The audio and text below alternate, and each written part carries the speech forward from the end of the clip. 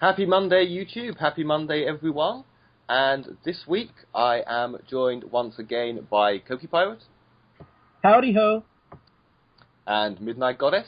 Hello from rainy Canada.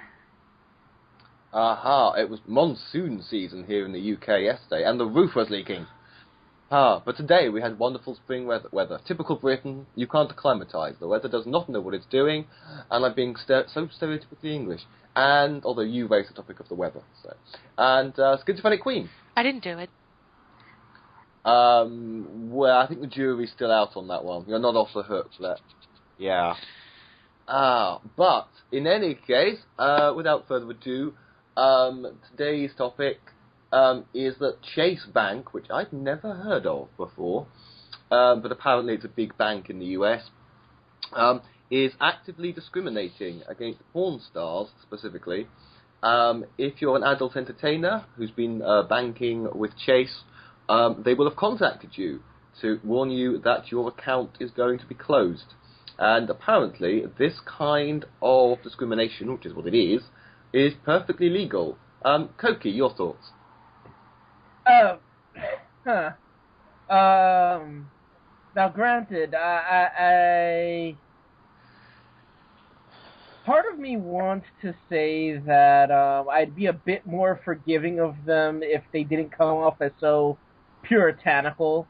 You know, not that I think, you know, like if it was because they feel as though porn is exploitative or harmful. Not that I would still be in favor of such a policy, but at least it would be a bit more relatable.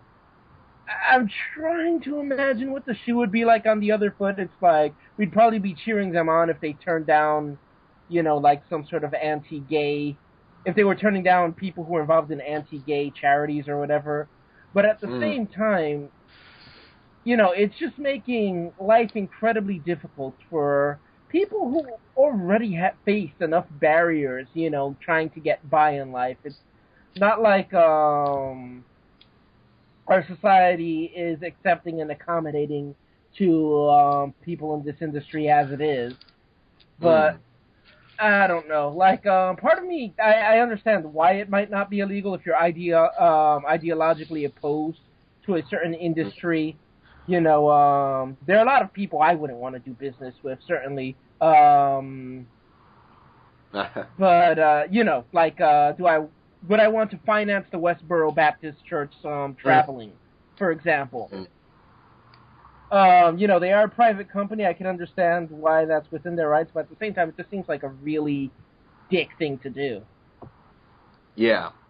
Well, supposedly this is all moral and religious, although America always goes on about being such a Christian country, makes 80% of the world's pornography, and buys 80% of the world's pornography.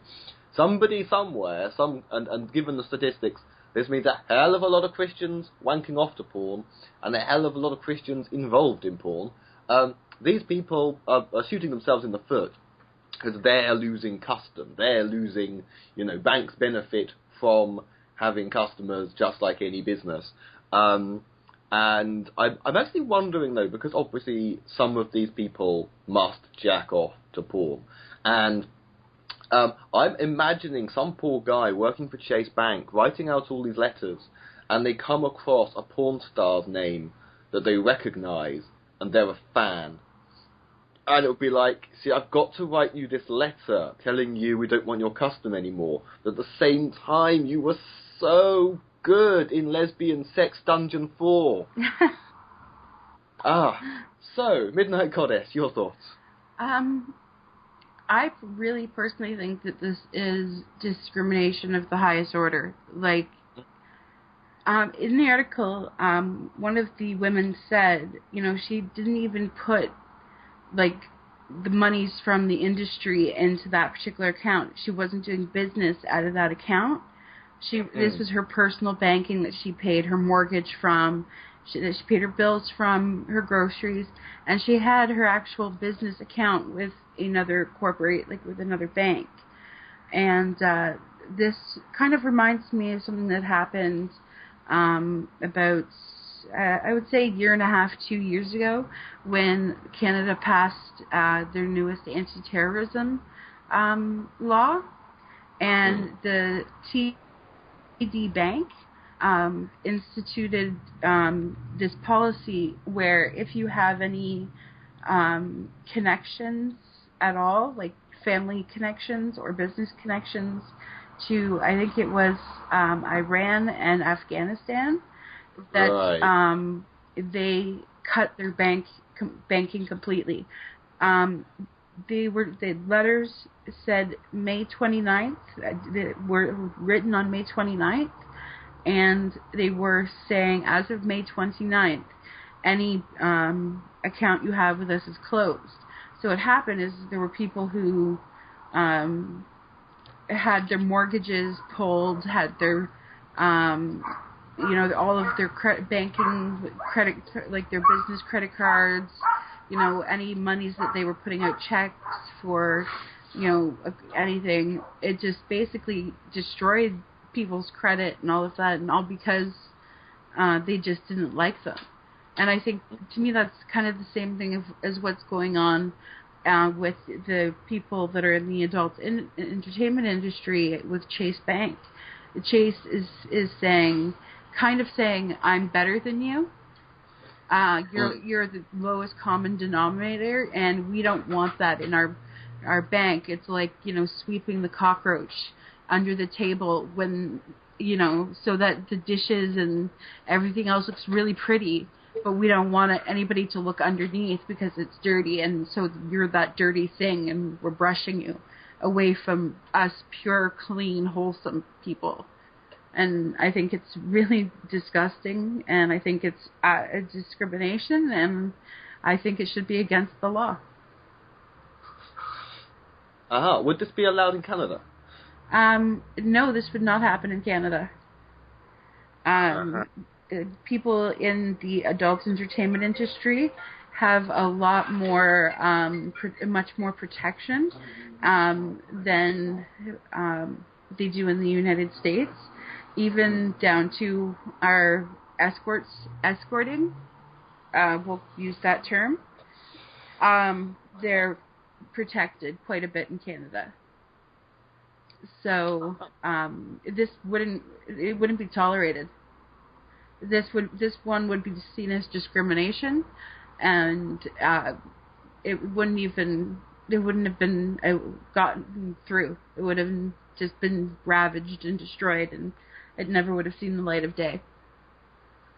Wow, once again, Canada seems like the sane sibling of the United States. Unfortunately. Queenie, your thoughts? I want to move to Canada. I would so move with me. I have an extra bedroom.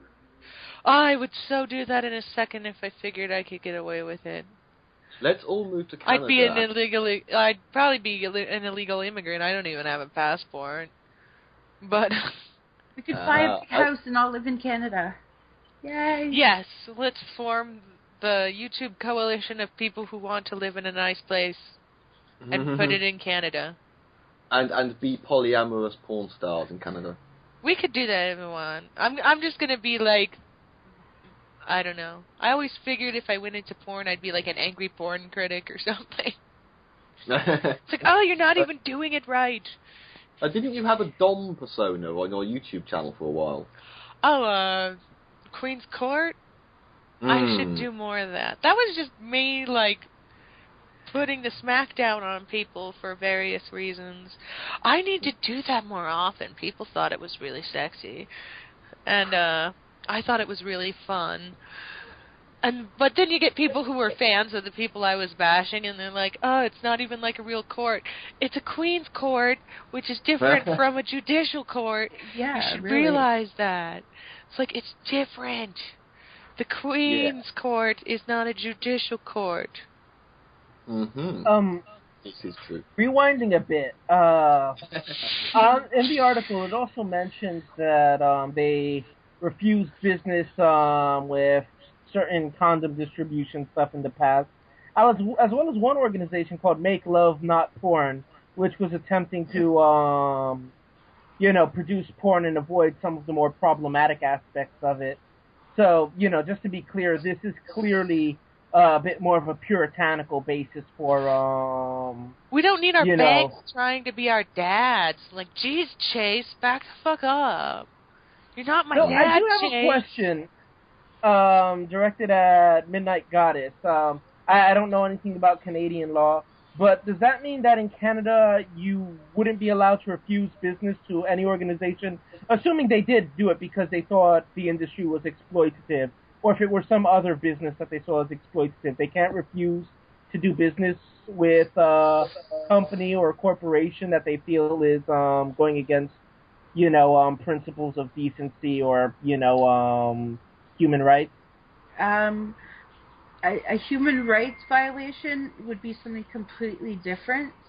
But in every other context, no, they could not do it. They could not refuse to work with them. But if something is an actual human rights violation, that's where it starts to get different, because Canada is pretty much a semi-socialist country. So we have a huge human rights aspect to our government. So that's where it would be different. But no, you couldn't refuse service based on someone's employment or a dislike for homosexuals or any other reason, and because somebody has blue eyes, you know what I mean? Like, nothing like that would go past here. So in the case of Firefox, the browser, the company that runs them, I forget the name, the leader said something rather homophobic, and a lot of people were making an effort to boycott Firefox and not work with Firefox. A bank wouldn't be allowed to turn down Firefox on the grounds that their CEO just said something homophobic? No, because the CEO is a person, and Mozilla is a company. We don't hold a company accountable for what a person says.